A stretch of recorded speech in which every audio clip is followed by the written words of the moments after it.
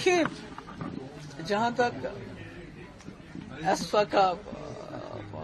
Revocation है या civilian area से सिक्योरिटी फोर्सेस बाहर निकालने की बात है, बैरक्स में आर्मी को भेजने की बात है, ये जम्मू कश्मीर के लोगों की बहुत ही इम्पोर्टेंट डिमांड रही है और कई सालों से रही है और पीडीपी इसकी हर वक्त वकालत करती रही है। और यही वजह है कि जब हमने बीजेपी के साथ अलायंस किया तो उस अलायंस एजेंडा ऑफ अलायंस का ये बहुत बड़ा हिस्सा था कि जो ही जम्मू कश्मीर में हालात बेहतर हो जाते हैं, एसफा को भी खत्म किया जाना चाहिए और सिक्योरिटी फोर्सेस को भी सिविलियन एरियाज से बाहर निकालना चाहिए। तो आज जब होम मिनिस्टर साहब इसकी बात करते हैं तो हम ये कहेंगे देर आए दुरुस्त आए, क्योंकि जब भी महबूबा मुफ्ती या पीडीपी इसकी वकालत करते थे, इसकी बात करते थे, तो मुझे कहा जाता था ये एंटी नेशनल है, ये आर्मी के खिलाफ है,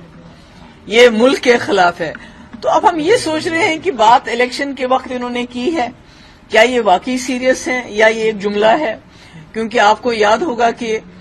जब इन्होंने कहा 2 करोड़ नौकरियां देंगे हर साल में, इन्होंने कहा था कि गैस का सिलेंडर कांग्रेस 450 में दे रही है, हम 400 में देंगे, इन्होंने कहा था 15 लाख रुपए हम हर गरीब के अकाउंट में जमा कराएंगे। ऐसा तो कुछ भी नहीं हुआ। और इस वक्त मैं समझती हूं कि अगर वाकई अमित शाह साहब सीरियस हैं, ये करना चाहते हैं, क्योंकि हमने कई एरियाज ने, मुफ्ती साहब ने अपने एरिया में, जैसे अनंतनाग का हाई ग्राउंड है, टट्टू ग्राउंड है, हमने कोशिश की थी कि जहां आर्मी की जरूरत नहीं है वहां से उनको निकाल के बैरक्स में वापस भेजा जाए। अगर वो वाकई अमित शाह साहब सीरियस हैं तो आप जानते हैं 2019 के बाद हमारे हजारों की तादाद में हमारे लोग न सिर्फ जम्मू कश्मीर के जेलों में बल्कि जम्मू कश्मीर के बाहर के जेलों में बहुत ही अजाब में हैं। उनके खिलाफ कोई चार्जेस फाइल नहीं किए गए हैं, उनका जो अदालती कार्रवाई शुरू नहीं हो रही है, बहुत सारे लोग उसमें बीमार हैं, गरीबों के बच्चे हैं ये।